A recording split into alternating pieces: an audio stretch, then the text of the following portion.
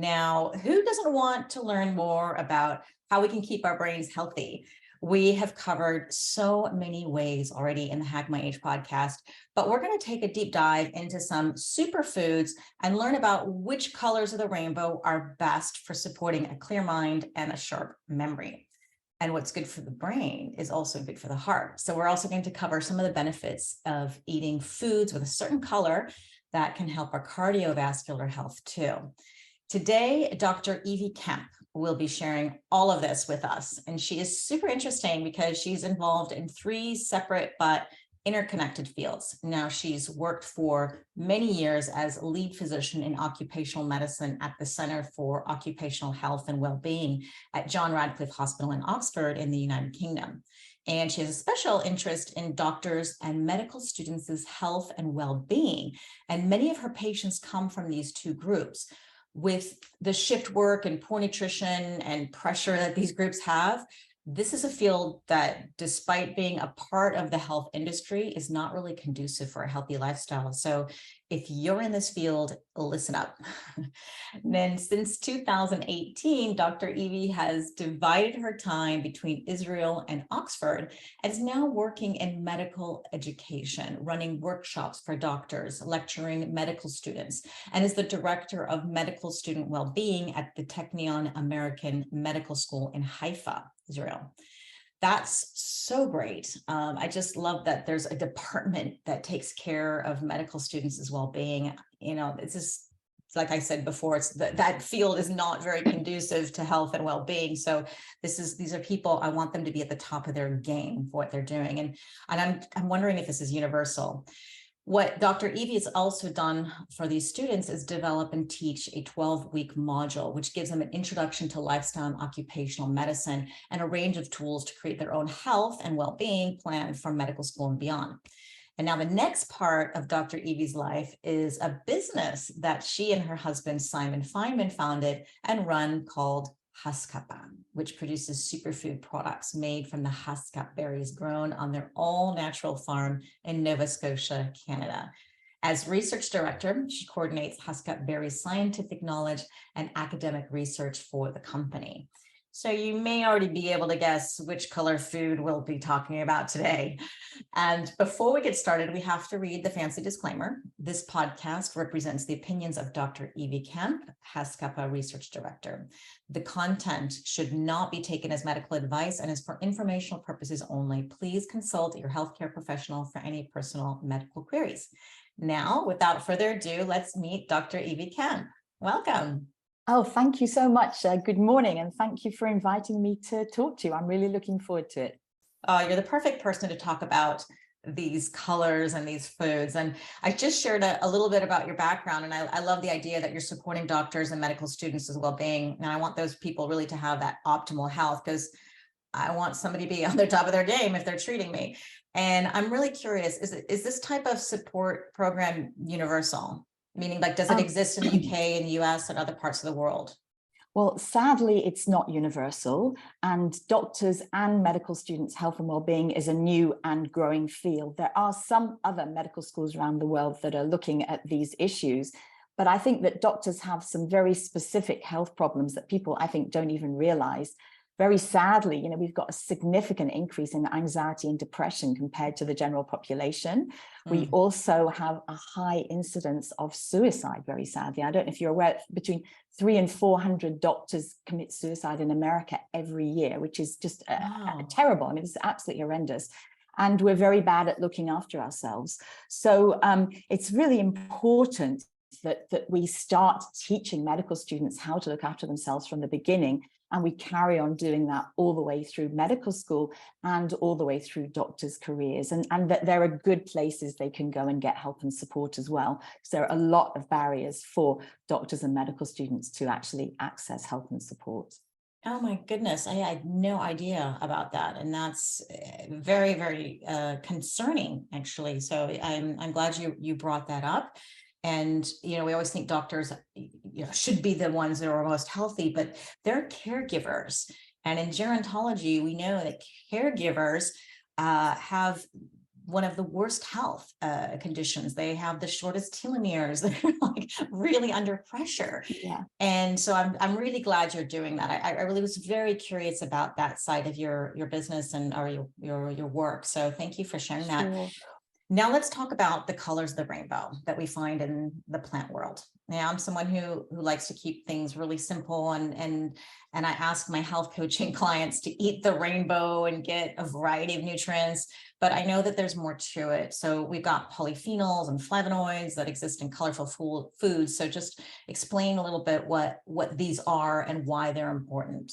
Sure, absolutely. Well, polyphenols are this very large family of plant compounds found in fruits and vegetables and chocolate and wine and tea. There's more than 8,000 of them, and they've got some very interesting properties. Some of them are antioxidants, some of them are anti-inflammatory, but they're actually within the polyphenols. There's 4 different subgroups. And one of those subgroups is called the flavonoids, and that's the subgroup that I'm particularly interested in. Now, within the flavonoids, there's actually 6 different subgroups, and I'll just tell you, I've got them written down because it's interesting. So there's the flavonols, and that's black and green tea and onions and apples and chocolate. There's the flavones, so that's parsley and peppers. There's the flavonones, so that's all of our citrus fruit like oranges and lemons and grapefruits and so on.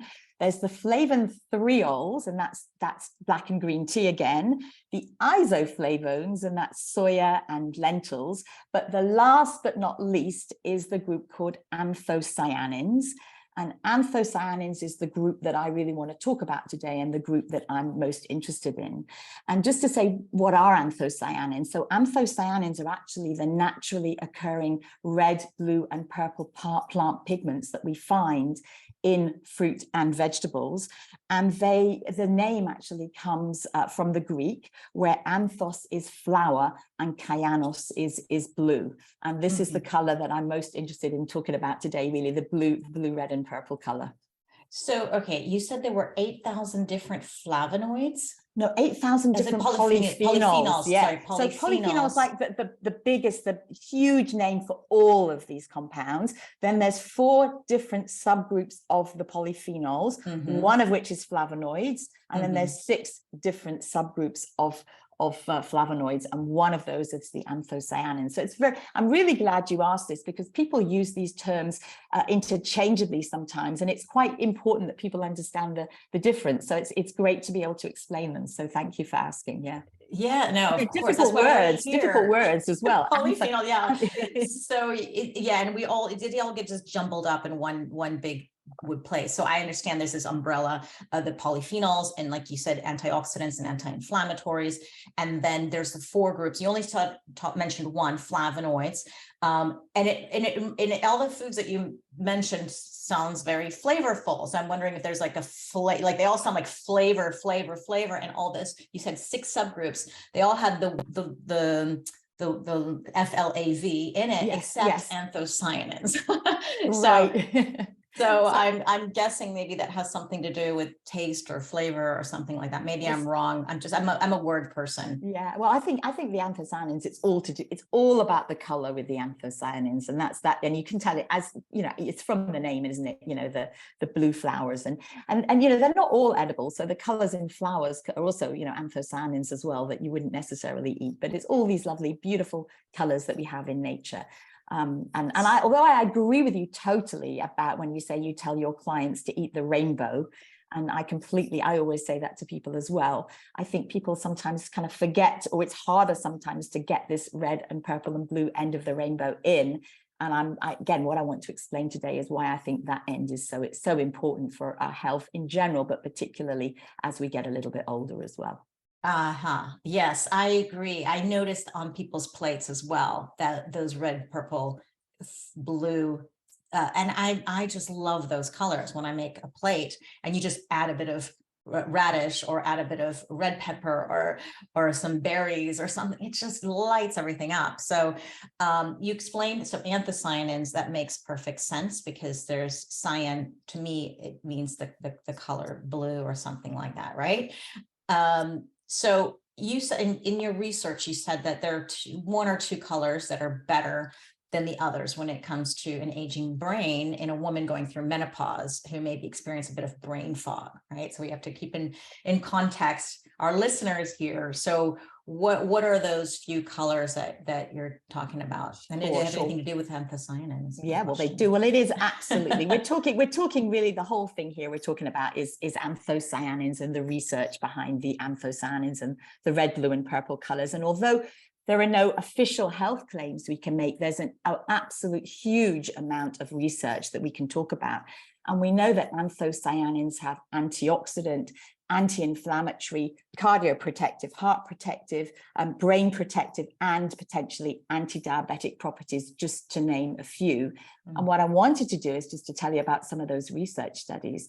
And I wanted just to start, I know you've got a very, very intelligent audience with a lot of knowledge, but I wanted just to start by double checking that everybody knew the difference between epidemiological studies and clinical studies. And just going over that one again. Yes. Probably people do, but I just wanted to sort of check. So these epidemiological studies or population studies are large cohort studies where they take a large number of people and they follow them up for a long period of time, and they look at what they eat and what their health outcomes are. And the most famous of these studies is called the Harvard Nurses Study, the Harvard Health Study. You may have heard of that, which started in the 1970s, and they actually recruited 121,700 female nurses at that point, and they've been following them up ever since. And every couple of years, they take a new cohort. And although that started as just women, it's actually, thank goodness, gone to mixed populations now. But just a few years after that, in 1986, they actually started a male cohort as well that they followed up, called the Health Professionals Cohort. And the really exciting thing is that the size of these cohorts and the length of time that they've been followed up. But the important thing we have to say about epidemiological studies is they can only show associations. And if we actually want to prove cause and effect, they're very important. They're very strong. They're very important. And a lot of nutrition studies, have to be epidemiological studies because it's much harder doing these clinical studies. But the clinical studies are the studies that actually are the intervention studies that can, things like, a double-blind clinical trial with a specific intervention and a placebo, and these can actually prove cause and effect. So if we start, I'd like to just talk about brain health, and then I'd like to talk about heart health, and we'll talk about some of these studies if that's okay. So let's start by thinking about our brain health and the neuroprotective effects. And of course, the thing we're all really concerned about, many things we're concerned about, is just the huge number of people already living with dementia in the world. They're estimating about 50 million people are living dementia in the world already today. And estimating that by 2030, there'll be 86 million people living in the world today. And it's not just the people living with dementia we have to worry about, it's all the people caring for the people who are living with dementia that we have to worry about as well. And we know that Alzheimer's is the commonest cause of dementia. It causes about 60 to 70% of cases. And we also know that, sadly, us women have a significantly higher increase or higher risk of Alzheimer's compared to the men. So about 1 in 6 women will develop Alzheimer's compared to 1 in 11 men. And we don't really know why that is. We think it may be something to do with our genetics, something to do with our hormones, something to do with our brain structure, maybe something to do with the way we run our lives. But there's a lot of research going into that, but we don't know the answers. Well, there's also the point that women live longer than men. Yes. So we are, because we're living longer, right? We can have more chances to get diseases. That's absolutely to add to the list. Yeah, indeed, you're absolutely correct. You're absolutely correct. And there was a great study published in the Lancet in 2020 that actually looked at 12 risk factors through life for getting dementia, and they estimated that at least 40% of dementia could actually be prevented by targeting these risk factors. There are other people who think that we can actually reduce the risk by even more than that, but I think that's a very good study to, 40% would be pretty amazing anyway, wouldn't it? Yeah. And we know that anthocyanins have this neuroprotective effect, and they're associated with reducing the risk of cognitive decline as we age as well. So if we look at the population, the epidemiological studies to start with, there's one really famous study that's always quoted by a lady called Devore, and she took 16,000 older women who were over the age of 70, and she followed them up for 6 years, and she looked at what they ate, and she looked at other lifestyle factors. And she found that the group of women that had a higher anthocyanin intake in their diets actually delayed their cognitive aging by 2.5 years. I mean, that is huge. I mean, that's absolutely huge. There's another study that was published just 2 years ago, which was looking at flavonoids in general and the risk of Alzheimer's and related dementia. And this study was done in Massachusetts at Tufts University, and they followed 2,800 adults over 50 for 20 years. And every 4 years, they did medical assessments and they asked them what they ate. They gave them food questionnaires.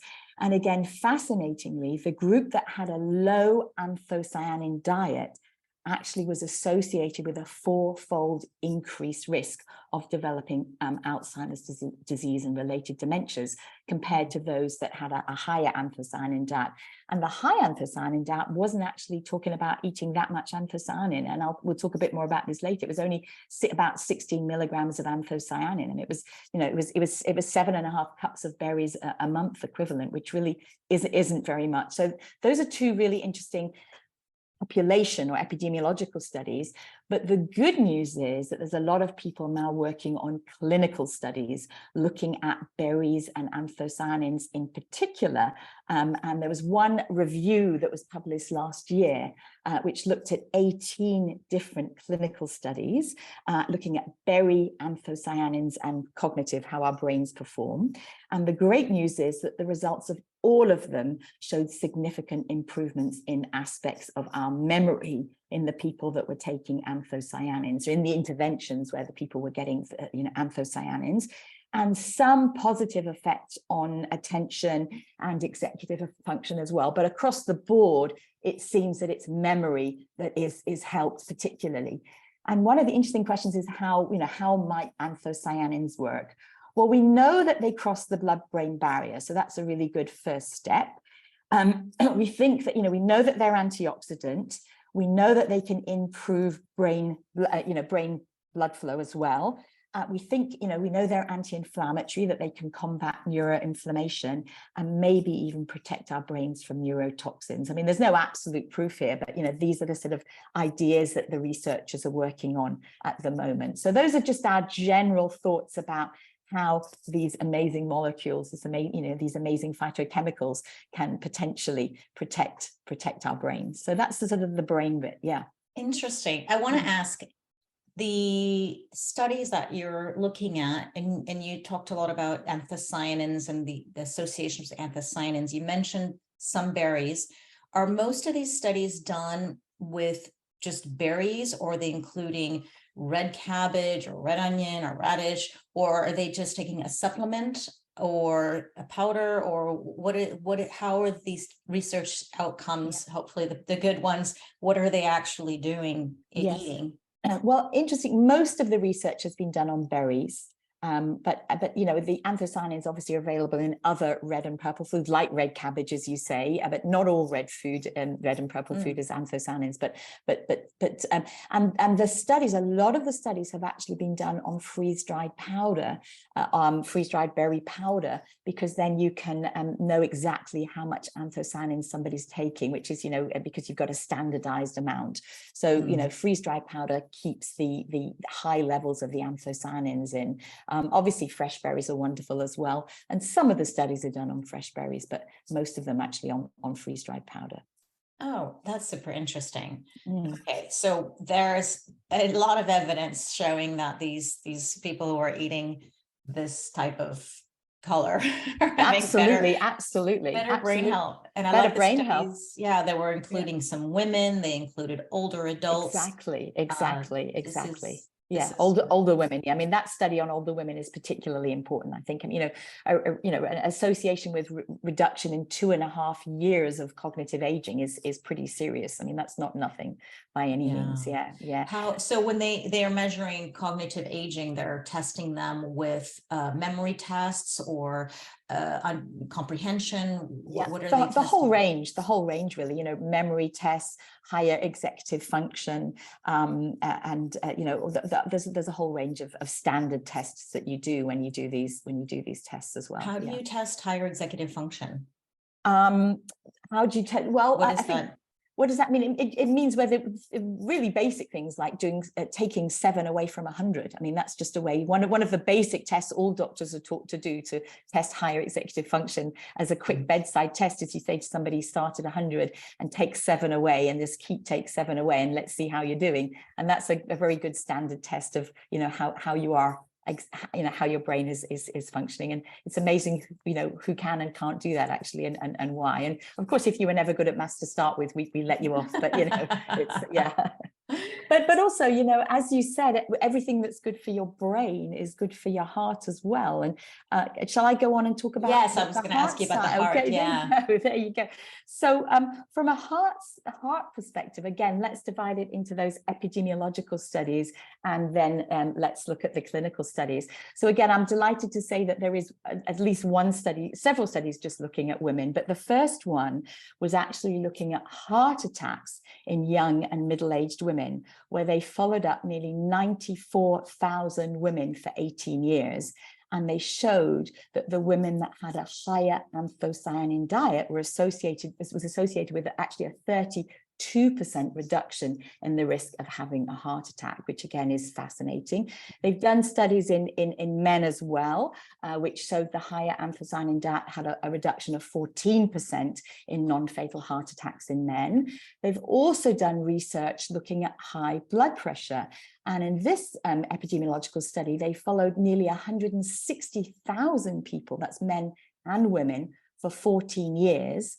And they showed that the ones that had the higher anthocyanin diets had a reduced risk of having high blood pressure by between 8 and 12%. So I mean, that's fascinating. And there's also one really interesting review, which was looking actually at a high anthocyanin diet, and that was associated with actually reducing the risk of all-cause mortality as well. I mean, again, these are associations, you know, you know, this is not cause and effect proof, but they're fascinating because there's such huge numbers of people, and the statistics are very clever. So you can you look at all sorts of lifestyle factors and all sorts of dietary factors, and you can take them in and out with statistics and just sort of end up looking at one thing at a time.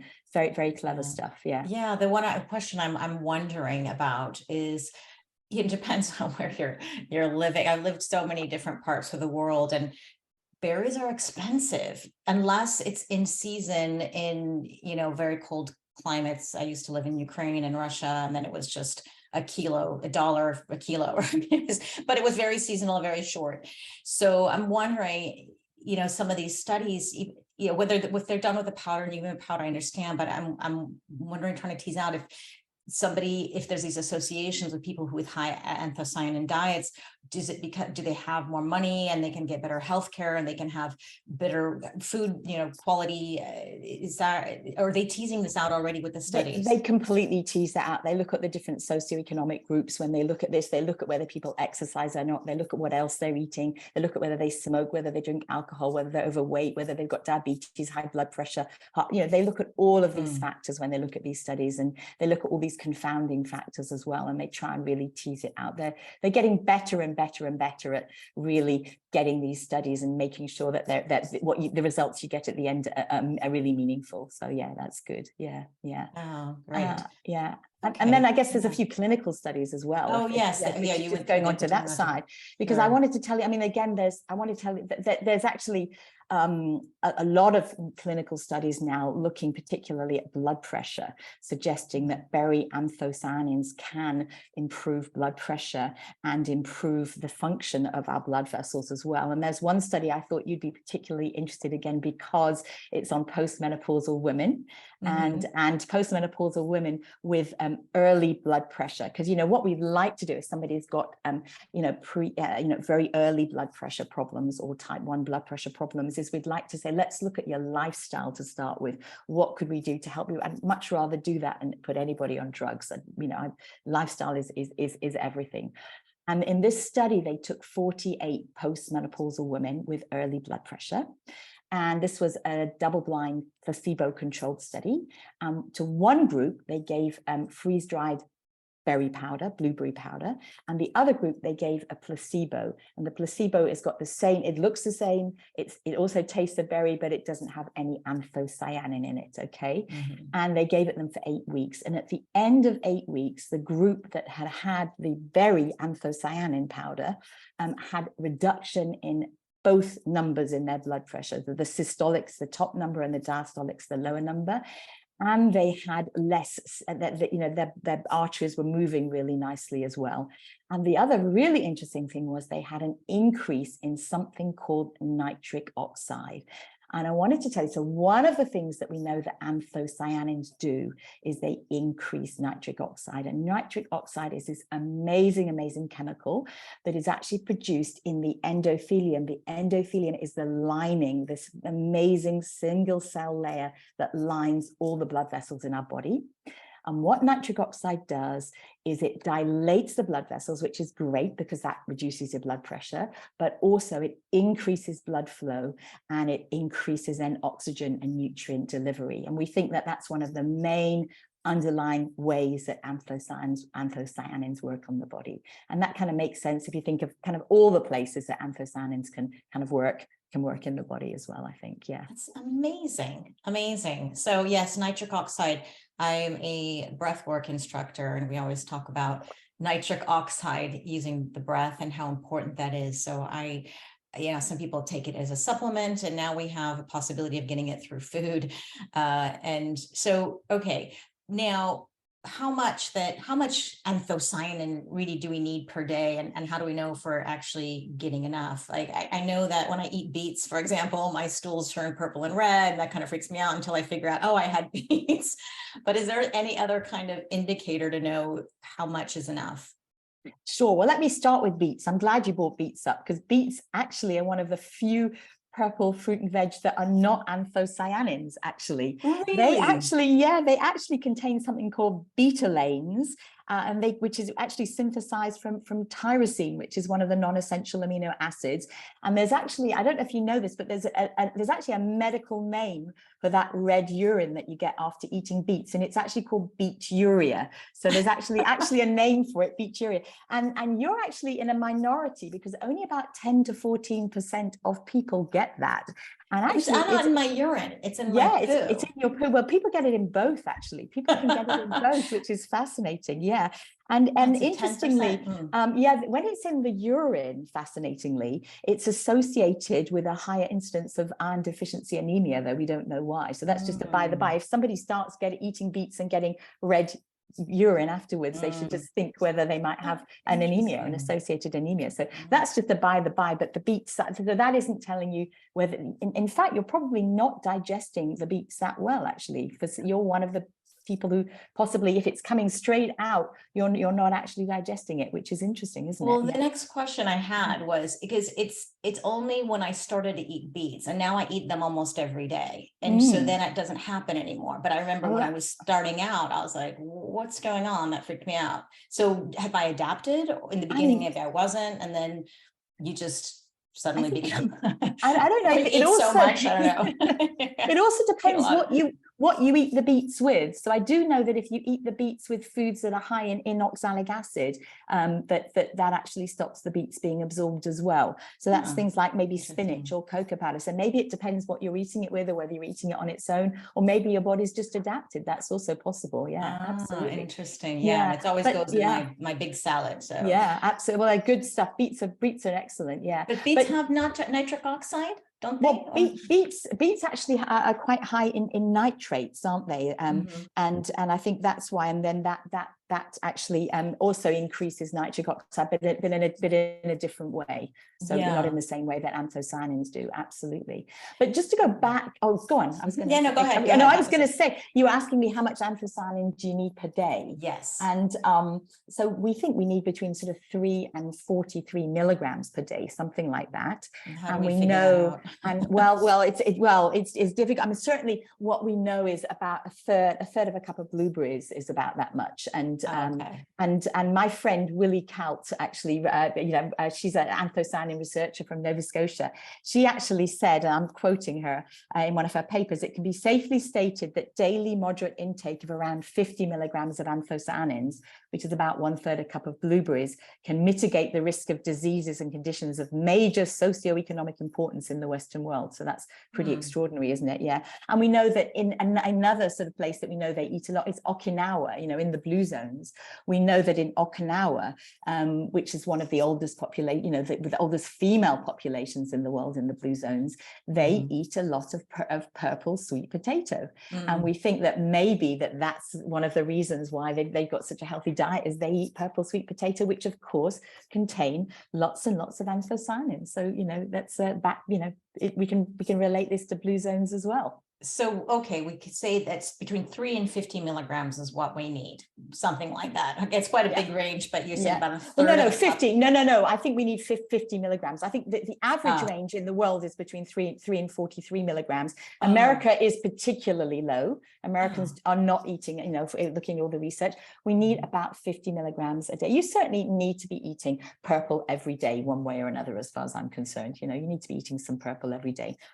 So, okay, then let's think about, so give us what is the 50 milligram? You said it's a third of a cup of blueberries, and I got that down easily. Sure. No. Well, I mean, we're going to be talking about Hascat berries in a minute as well. It's actually less Hascat berries. It's actually about 1 to 2 teaspoons of our Hascat berry powder is exactly that. So that's we're going to 1 to 2 teaspoons of our Hascat, of our berry powder. Yeah, well, we'll tell you all about that. We'll talk about that, in a second. That's actually the quick route. Sure. No, absolutely. But you see, things like something like your purple sweet potato, you eat a lot more veg than you do fruit. So, if you have a big, with berries, you eat a small portion of berries, and with vegetables, you eat a much bigger portion. So although they've got lower amounts of anthocyanins, you actually get more because you eat a bigger portion. So I think what I'd say is you need to be trying to eat something purple every day. I think that's a good start. Yeah. So would one purple potato be good enough? I think one purple sweet potato. Yeah. One purple sweet potato would be very good. Yeah. And what else is there? I'm thinking pomegranate. I know has a lot of nitric oxide, but that's more of a reddish color. It's more of a reddish color. It is a flavonoid, but it's a different flavonoid. Yeah, but it's not an anthocyanin. Not an anthocyanin. Let's focus on the anthocyanins, because all the research you post. I mean, really, yeah. What else is it's there? Berries. I mean, I would say it's berries. I mean, I really passionately believe that we need to be eating berries every day, and I'm not the only one. There's a lot of other research, nutrition researchers out there who are saying berries, we need to be eating berries every day, and that's what I think. Yes. I'm just wondering what other foods are out there. So anthocyanins are really only in berries mostly. They're in berries. They're also in, if we think about purple vegetables, so they are in purple sweet potatoes. They are in purple cabbage as well. Okay. I'm trying to think what other purple foods that we have. Plums.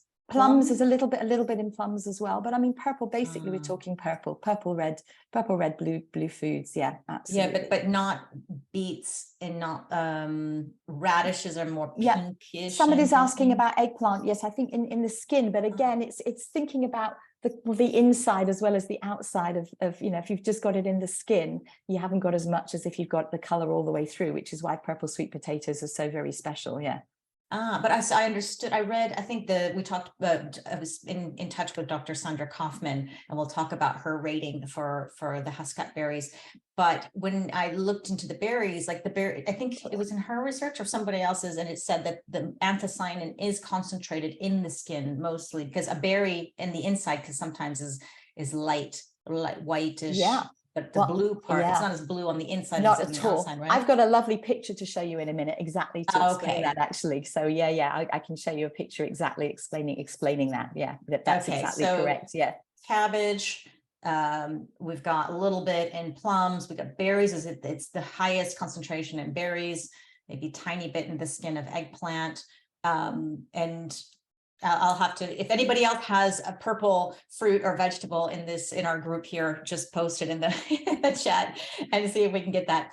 But let's talk a little bit about the score, because Dr. Sandra Kaufman, who's been on the podcast before, and she just takes a deep dive into rating different molecules.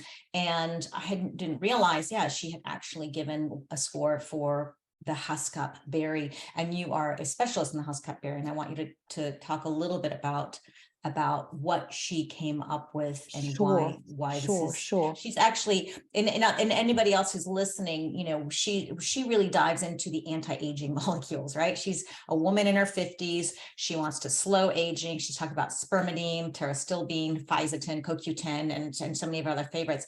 And now she's added the Hascat berry. So tell us what Dr. Kaufman has said about that. I will tell you about, in some ways, I'd rather tell you about Hascat berries first and a bit about Hascat berry research, because it kind of makes more sense to talk about that at the end, if that's okay with you. Sure. Is that okay? Because I'll kind of explain some of the research, and that will explain how she got to where she got to. But I'm very excited that we have got a lovely Kaufman score. So that's great. Yeah. Okay, so tell us about the Hascat berry, okay, and then we'll talk about. Well, I'm going to share screen now, if that's okay, because I actually got some slides. It'll be nice to have some pictures. I know not everybody is watching, so I'm going to be able to just explain the slides. They can always go to the YouTube channel, the Hack My Age YouTube channel, and watch the slides too. Sure. And this is just a little bit about our story and how we got into this extraordinary business of farming, being from England and farming in Nova Scotia. So this first picture is actually about me and my husband Simon, and we ended up going to Nova Scotia on holiday in 2007. And the truth is, we didn't even really know where Nova Scotia was. We knew it was in Canada somewhere, but it's in eastern Canada. It's the most beautiful and gorgeous place. It's the size of England and Wales, with incredibly friendly people, beautiful scenery, amazing music, lovely walking and kayaking, all the kind of things that we really like doing. And we kind of fell in love with the place. And basically, my husband, Simon, he's been very involved in a whole load of green entrepreneurial projects. And he actually just finished planting 500,000 trees in Ghana. And he really wanted to own and manage a little bit of his own woodland. And woodland is incredibly expensive in the UK. And when we went to Nova Scotia, we saw that woodland is actually incredibly cheap by comparison. And the way you buy woodland there is you buy a farm, and the farms are like 80% woodland and 20% farmland. And you know how most people go on holiday and you might bring back a little souvenir. Well, we went on holiday and we brought back a farm, complete madness, but you only live once. And Simon was kind of thinking, what are we going to, he really wanted to manage the trees, but it takes 10 to 15 years to make money from good woodland management. So we thought, well, he was thinking, what on earth can we possibly grow? And, we had some principles that we were kind of keen to with this business to think about. But particularly, we wanted to grow something on the farmland that was natural and nutritious and value added and ethical and sustainable and so on. And we came up with the Hascat berry. And this is what the Hascat berry looks like. It's an edible blue honeysuckle. It actually grows in all the cold forest areas around the world. It grows on bushes, and it's very hardy because it grows. And that's probably why it has such high levels of these anthocyanins. It's a very, very hardy bush. It's got a lovely backstory. It's thought to have originated in Siberia and carried over to Hokkaido, the northern Japanese island, by birds, where it was known and loved by the indigenous Ainu people of northern Japan and that area. And Hascat is actually an Ainu word, which means many things on the end of the branch. And this is where I started getting really excited about it, because they used it in traditional medicine and they knew it as the berry of long life and good eyesight. And that's really what got me very excited about this berry and wanting to get more involved. So what we did, we learned a lot on our first farm, and then we actually bought a much larger farm with a whole load of other investors. And we actually asked the farm workers what they'd like to call it, and they decided to call it Lone Tree Farm for obvious reasons here in the picture. For those of you who can't see the picture, there's just one lone tree in a sort of very, very large field. And we have now planted 80 acres of Hascat berry bushes, and it's all eco-friendly and natural farming, and we're moving towards organic farming as well. We have just a quick pictures. Sorry for the people who can't see this, but we've got some quick pictures of just preparing the land, planting the berries, and we've actually got irrigation here. We've got irrigation here, and the berries are planted about, and the little bushes are planted about 1 meter apart. And we've got this special sunbelt material that we cover them up with to try and reduce the weeding requirements. There's a lot of weeding to do, and as a family, we used to go regularly and help out with the weeding in the summer. And the bushes grow beautifully, and they grow to about 5 foot diameter in total. And the berry, now this is the exciting thing about the berries. So the Haskap flower is actually a double flower. And the bees have to come and pollinate each of those flowers, and you end up with actually a double berry and then an outer purple skin. So our berries have end up, and the double berry actually fuses together to make one berry, and you end up with a double purple skin, which is why they're so high in anthocyanins, and crimson flesh. And I'll show you a picture of that in a minute.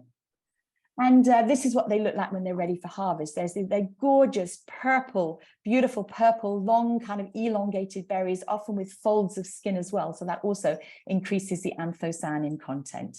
The birds love them as much as we do, so we have to net them before harvest. And this is a picture of Cynthia, our wonderful farm manager, because Simon obviously was going there an awful lot pre-COVID, but now we haven't been able to go there, and we have a wonderful farm manager looking after the farm as well. And we harvest them and we freeze them immediately. And the bees are hugely important to us, because no bees, no berries. And we're a certified bee-friendly farm. And we've actually done a lot of research on the bees as well, but maybe that's for another time. And this is why Haskap berries are so special. It's all about the color, and it's all about the anthocyanins. So for those of you who can't see, I'll just describe this to you. So blueberries are blue, cultivated blueberries are blue on the outside, and they're greeny white on the inside. I think they should be called greenberries, actually. I don't think they should be called blueberries. But our Haskap berries have got this double blue-purple skin, and they're crimson all the way through. And that's really what gives them their very special properties.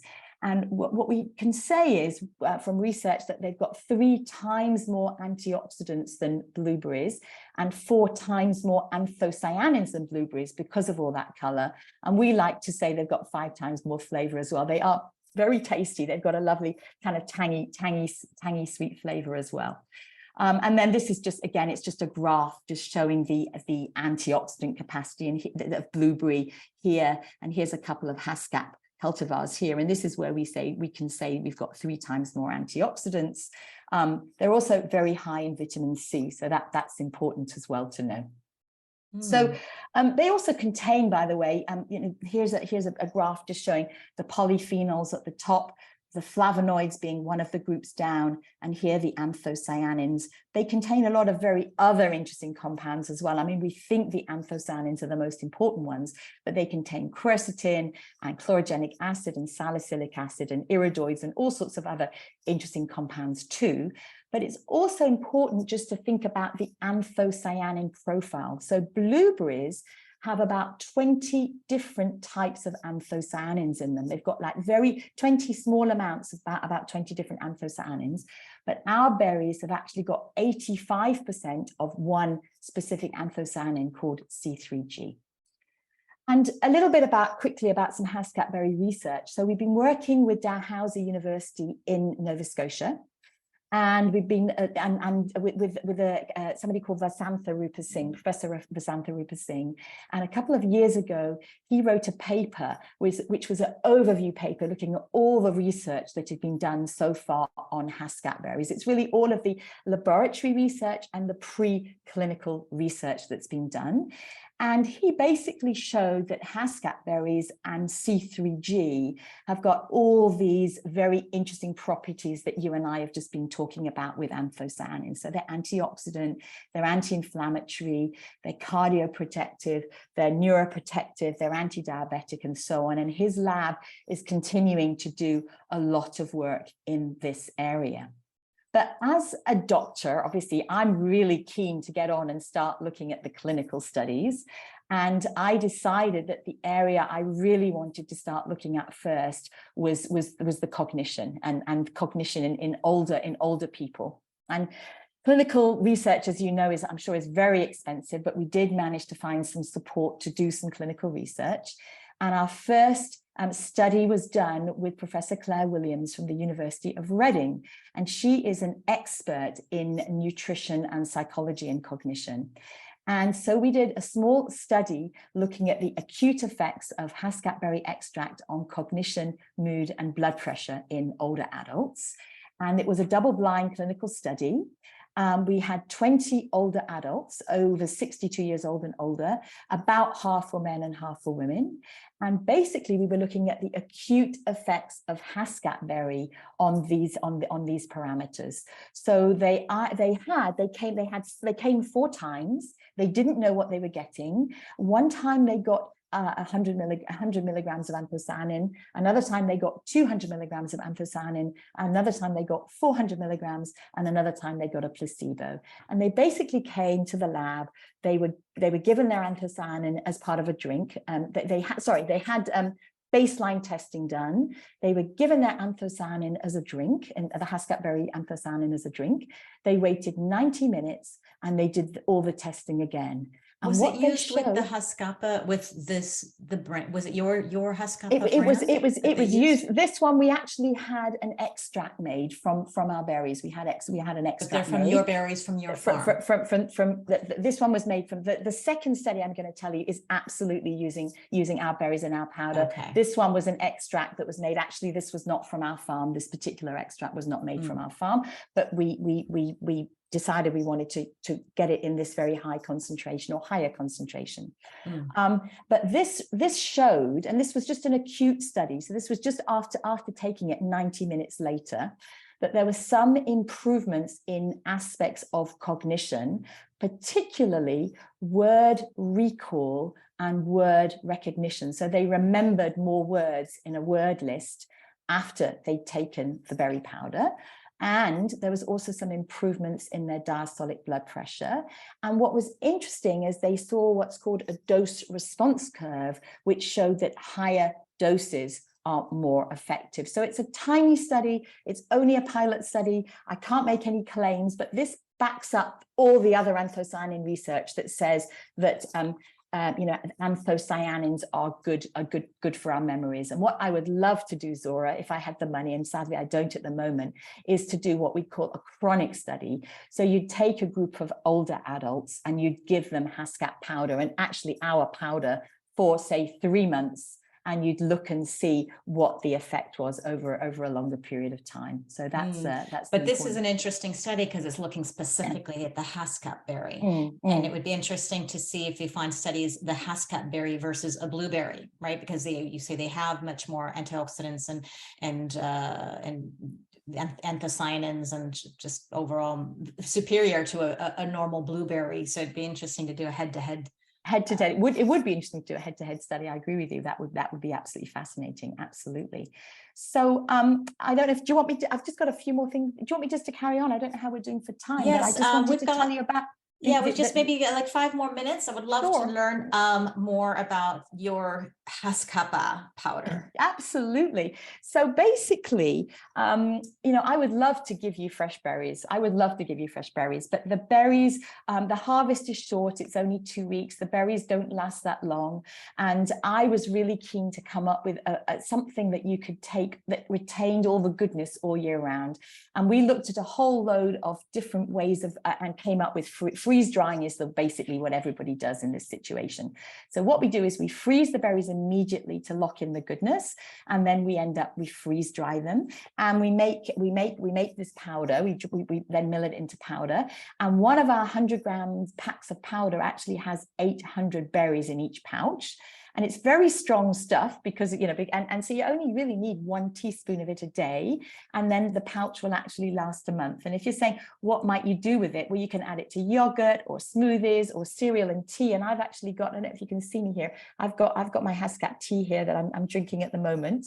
And I actually call it an immunity tea. I make tea with 1 teaspoon of Haskap powder, a stick of cinnamon, a tiny bit of fresh ginger, a squeeze of lemon, and a tiny bit of honey. And it is the most fantastic winter healthy tea that I would highly recommend. Absolutely. And then we've also just recently, we've brought out an organic freeze-dried powder as well. And that's not from our farm. Although we think our farm is organic in everything but name, it's a complex process actually going organic. It's also very expensive, and we're looking at that at the moment. And we found a partner farm actually in Poland where we buy our organic berry powder. So we've got that as well. But the last thing I wanted just to tell you about was the other bit of research, which was actually done on our own berries, which is the exercise research, if that's okay. And it all started because I thought, well, you know what? Our anthocyanins have got these amazing effects on exercise. We know that they're anti-inflammatory. We know they're antioxidant. We know that they can vasodilate and open up blood vessels and increase blood flow. Surely that could be useful in exercise. And I started researching, and I found this fascinating little study on mice, which was looking at C3G, which is the main anthocyanin in Haskap berries, and mice. And basically, they had two groups of little mice, and they were getting them to swim. And one group of mice, they fed C3G2 every day, and the other group of mice just had normal food. And every day they got them swimming. And to make them swim harder, they put little weights on their tails.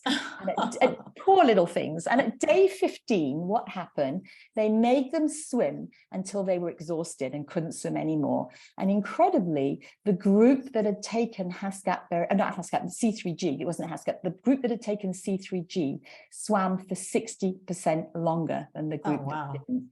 And then they actually looked at the mice in a lot more detail, and they saw that the mice that had taken the C3G had lower lactate levels, had increased body mass in their swimming muscles, and they had more mitochondria in their skeletal muscle cells. So this is why I was saying, you know, what some of the things that Sandra Kaufman's been looking at, mitochondria is probably one of the biggest ones. Now, mitochondria as a powerhouses of our cells, they're incredibly important. And this actually looked at the mechanism behind how C3G worked as well. And they found out, they looked in the lab, and they showed that C3G enhances exercise performance by activating lactate metabolism and creating more mitochondria as well through actually transcription of genes. So basically by genetic upregulation. So taking that idea, that concept, and by the way, the fact that this was, I think, such a big difference. When I spoke to my anthocyanin friend, Willie Kaut, who is this expert, she said, this is because mice would never have had anthocyanins, or, you know, these mice would never have had any. So they had a very, very acute response.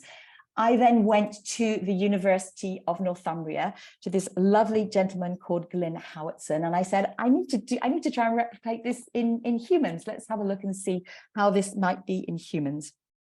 And so he did a study for us, looking sadly not at older women, it was actually at younger men, but it's still a very interesting study. So it was a double-blind placebo-controlled study in 30 students at their university who were recreational runners. And we wanted to we thought, you know, let's look at a 5-kilometer time trial equivalent, because lots of people aim to run 5 kilometers as a kind of park run.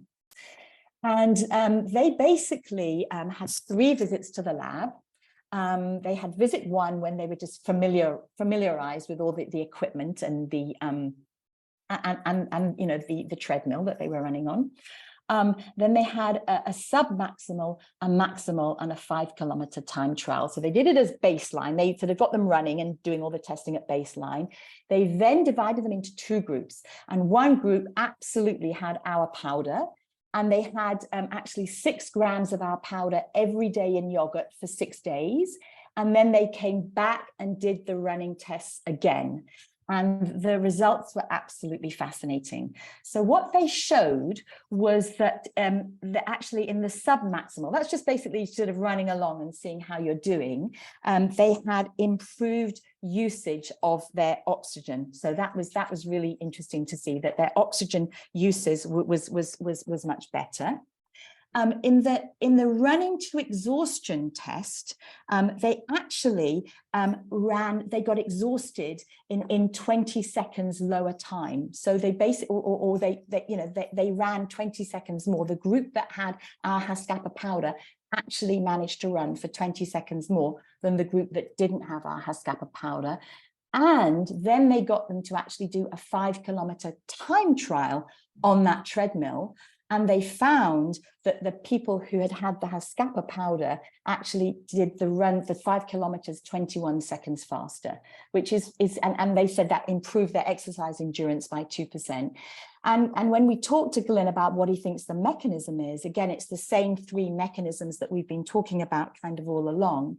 It's basically, it's an antioxidant, anti-inflammatory, and vasodilation, opening up those blood vessels so you can increase blood flow and increase nutrient and oxygen delivery. So that's just, so we're very excited about that. I'd love to do it again in women. Of course, we don't, women may I don't think they will. There's quite a lot of other work on anthocyanins and exercise that suggests that women act in the same or respond in the same way to men. But obviously, it'd be lovely to do this in women as well. And then just to go back to where you started this, which is about Sandra Kaufman's rating for HASCAP. So she's this amazing anaesthetist with an interest in anti-aging, and she's got a protocol when she rates molecular agents for their anti-aging properties. And she uses these 7 different systems really that she looks at. And our HASCAP berries have got a 1, 3, 2, 1, 2, 0, 2. And here, this is where we've got the 3. That's why I wanted to show you that study, that really we've got a lot of research about the positive effect that they have on mitochondria.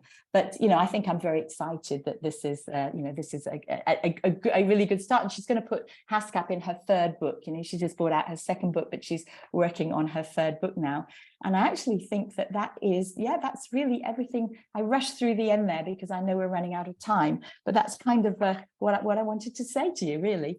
This is amazing to see this research, and I love to have it backed by Sandra Kaufman, and that there's so much mitochondrial activity. So I'm creating an energy reboot program for women over 50. So I think I need to open up a chapter on the HASCAP berry and how they should feel more energized, I guess, if they're improving their mitochondrial function. Is that correct? Absolutely. Well, again, we can't make health claims. I've got to be very careful, but there's a lot of people on our website, who give reviews who say they feel more energized. I have to say, when I exercise and when Simon exercises, my husband, and of course we're biased, we both feel that when we take HASCAP, we exercise better. And we have friends and other people, we've got reviews on the website who say that they run better as well, and they exercise better, and they actually feel it afterwards. So, it's... I have to do my own little trial because I do so many things. And, and actually I have my HASCAP smoothie right now. Here we go. So there we go. Fantastic. Cheers. So cheers. Absolutely. But look how beautiful that color is. It's really, really gorgeous. And it does, when I make just a berry smoothie, it's kind of a pink, but then I add that HASCAP powder, and you sent me some of this, and it's just absolutely gorgeous. I agree. I pretty much only put it in the yogurt, and I put it in my smoothies. I'm sure I could do so many other things with it, but I have to say it's really convenient. But you say only a teaspoon a day, and that was how 50 milligrams. 50 milligrams. Around 1 to 2, because it's a natural product. Obviously, every harvest is slightly different, so it does fluctuate a little bit. But 1 to 2 teaspoons will give you your 50 milligrams. Definitely. But the studies, I saw some of the studies you said you started out with 100, and then you gave them 200, then up to 500. Yeah. So should we? And it sounded like you said the more the better. Well, so we have to be careful between the acute effect and the chronic effect. So that study, the cognition study, was looking at the acute effect after 90 minutes. So they were looking at higher levels and higher doses. If you take it every day, what will help, Helmina Kalt is saying you just need 50 milligrams a day, because one of the other really interesting things about anthocyanins is their metabolism. Now, we know that, for example, C3G, there's one very good study showing about 12, I think it's 12.4% of C3G is absorbed But the interesting thing, what happens is there's something called enterohepatic circulation of anthocyanins. So they go into the gut and then they get reabsorbed again in the liver and they get metabolized and they go round and round and round. And the secondary metabolites actually are thought to be more powerful than the actual initial the initial chemicals, and they hang around for a long time. So you only actually need a kind of a small amount every day is just perfect. 50 milligrams every day would be just fine. Okay, so let's tell people where they can find Haskapa powder. Sure. Well, they can go to our website, which is www.haskapa.com. And of course, we've got for your followers and your viewers, we've got a special offer. If they put Zora in, just ZORA, they're going to get 15% off, 15% discount. As well as that, it is available on Amazon in the UK, in America and Canada. And also in the UK, it's actually sold through the natural dispensary, because a lot of nutritionists use Haskapa. We work with a lot of nutritionists and they prescribe it, and people then buy it through something called the natural dispensary, which is a kind of nutrition dispensary in the UK. What about people in Europe or Asia? Sure. I mean, anyone, the website's available for people to buy anywhere. So anywhere, if you want to buy around the world, you certainly can. So the question that, okay, so we could go to the haskapa.com. If we can't find it on Amazon, then we go to the haskapa.com, and then that comes, you deliver it to anywhere around the world. We can deliver around the world, sure. Yeah. So one problem we have in Europe is receiving things from the US. So is this a product that's made in the US or North America? I guess Canada is included, because we get stuff stuck at the border. They call it a medicine and they get it sent back, and then they charge you an arm and a leg just to get it through customs. So how do we get over that? Well, we have a distributor in Canada who sends in Canada with absolutely no problems, and he sends to America at the moment without problems that we're aware of as well. We have lots of American customers, and he seems to be able to send from Canada without difficulty. No, that's to the US, but to Europe, because we have. Well, we do send to Europe, but I know since Brexit we send from the UK to Europe, that there have been a few people who've been asked to pay duty, and that is an issue. I mean, it's a huge frustration of many businesses in the UK following Brexit.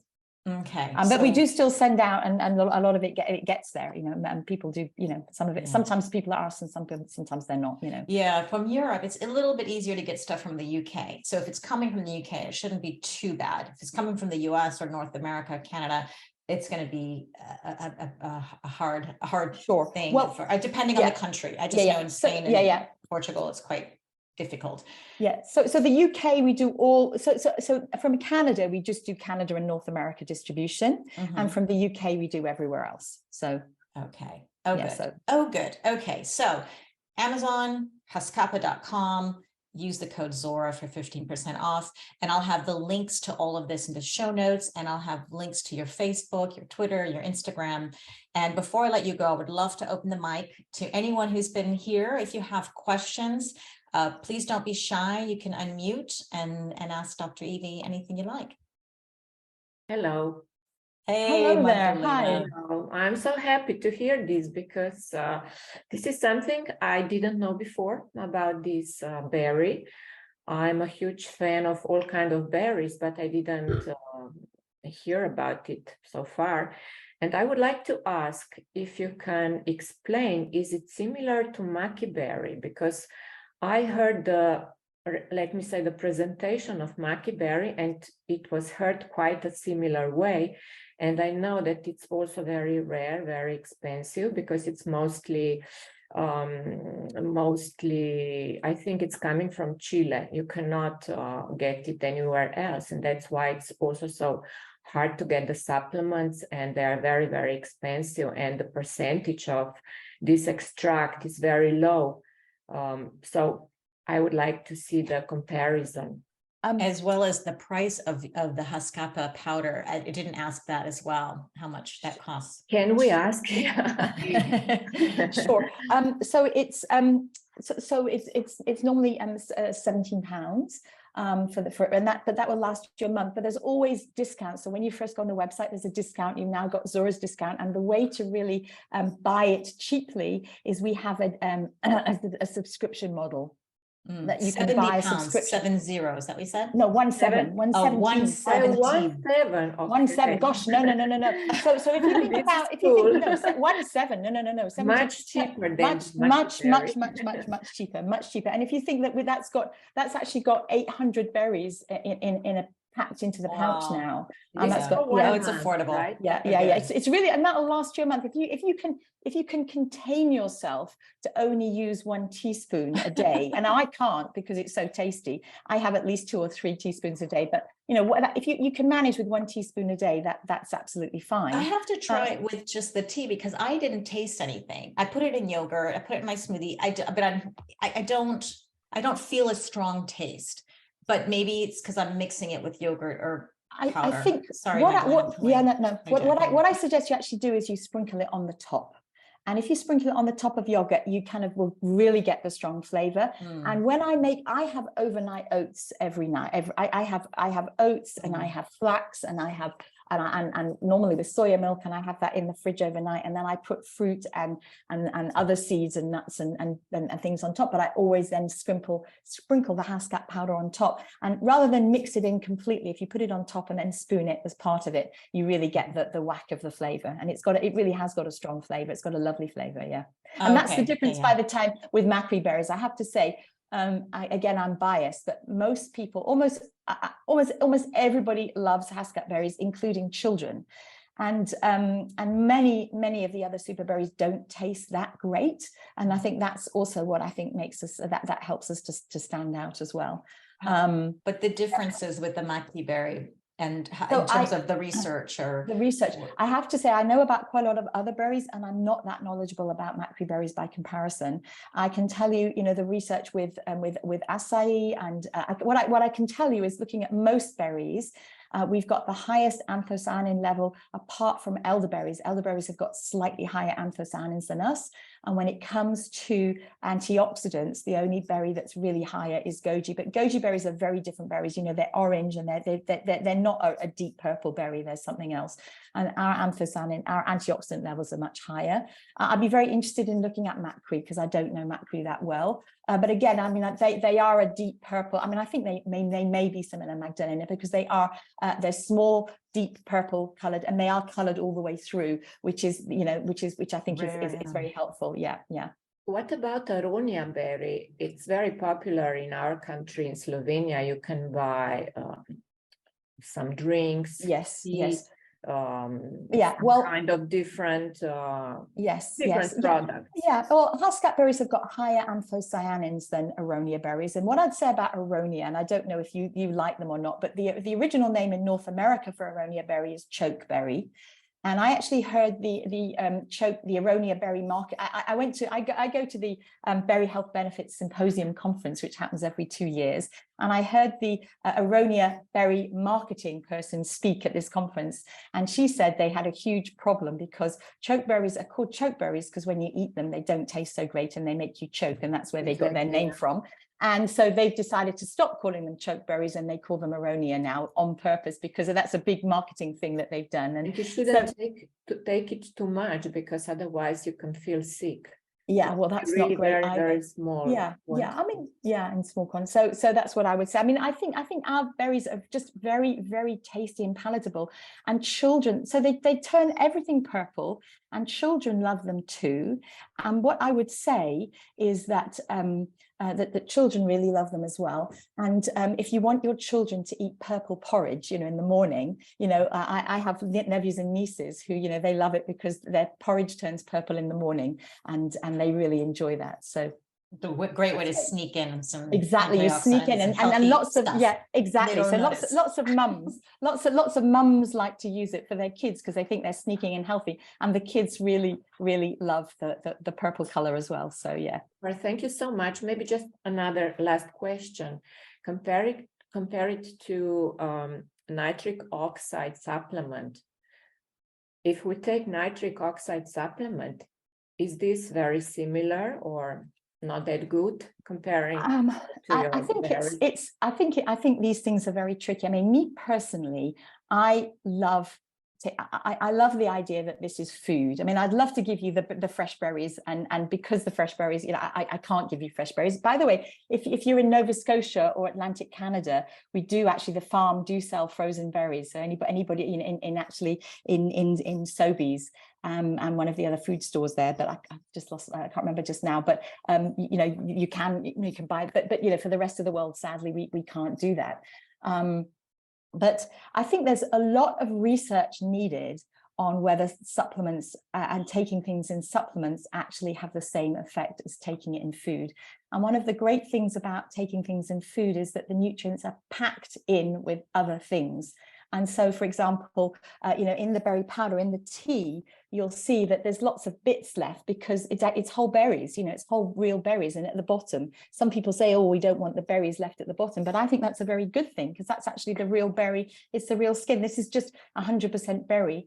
There needs to be more research on whether supplements actually work or not, and you know, that's what needs to be done. And I can't say for sure which is better, but I think it's great to have food. I think it's lovely to have stuff as, for sure, to have it as food and have this. I will order right away, and it will be a lovely Christmas gift.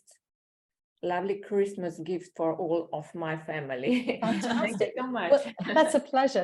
By the way, if you look on the website as well, you'll see we have these gorgeous jars. I'm sorry, I haven't got one on me just at the moment. These absolutely lovely Haskapa storage jars, and that say Haskapa on. They're made of this special purple violet glass. And somebody's showing us, Heather is actually showing us a picture there of what they look like. Can you see? Heather's just showing us a picture of Heather, maybe unmute for a second, and then the camera can click on to you so we can see. Say something.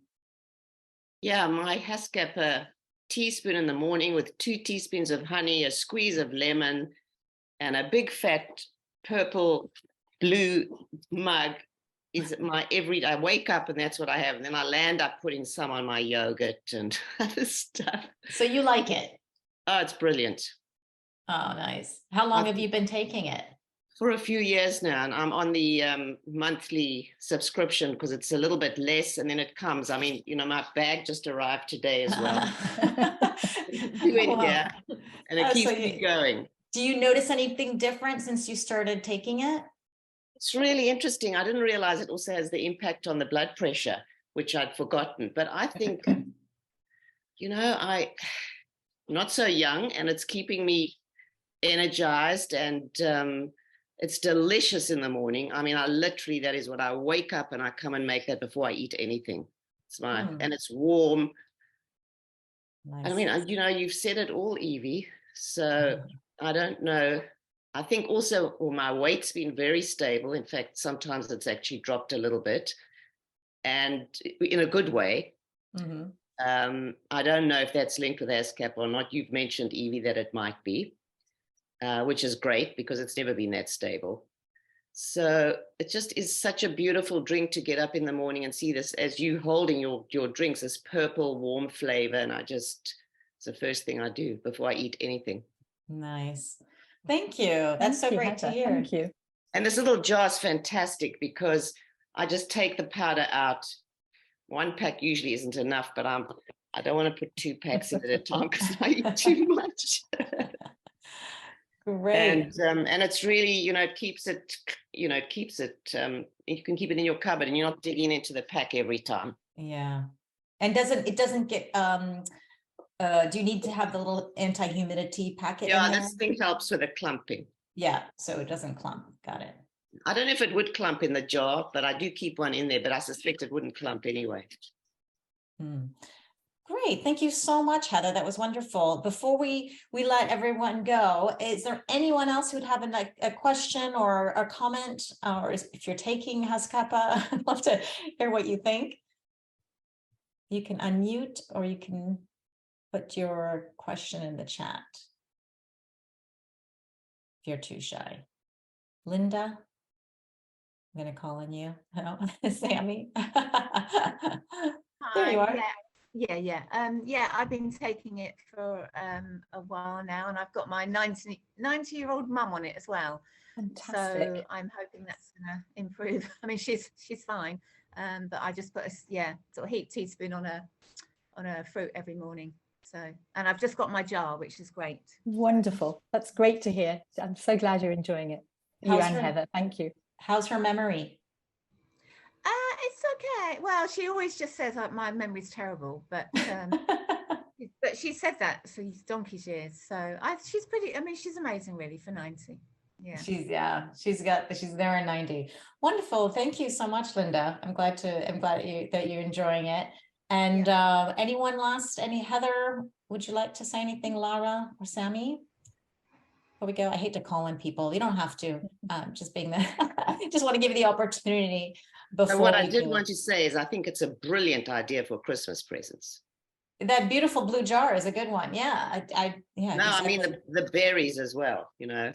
Oh, but the jar, well, I would hope to get the jar with the berries inside. The jar doesn't come with the powder in it. You have to take the berries to get the jar. If you subscribe, you get the jar free after your 3rd month of subscription, or otherwise you can just buy it if you send a present. We've also actually got a new Christmas present or a present up for any reason, not just for Christmas, up on the website, which is that you can buy somebody a 3-month subscription just to as a nice present for somebody. That's as well. Nice. Or birthday gift in case or birthday gift goes out. Exactly. Or whenever it goes out. Exactly. How much is the jar?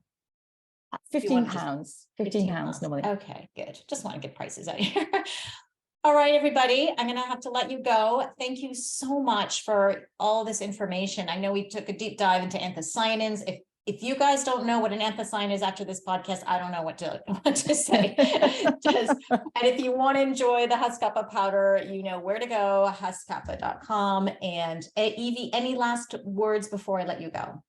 No, I just think, please, everybody eat the rainbow and particularly eat that purple end. That's what I would say. Awesome. Remember to eat remember the power of purple. The power of purple. Love it. Thank you so much. Have a good day, good night, good morning, wherever you guys are. Thank you so much. Lovely to chat. Thank you.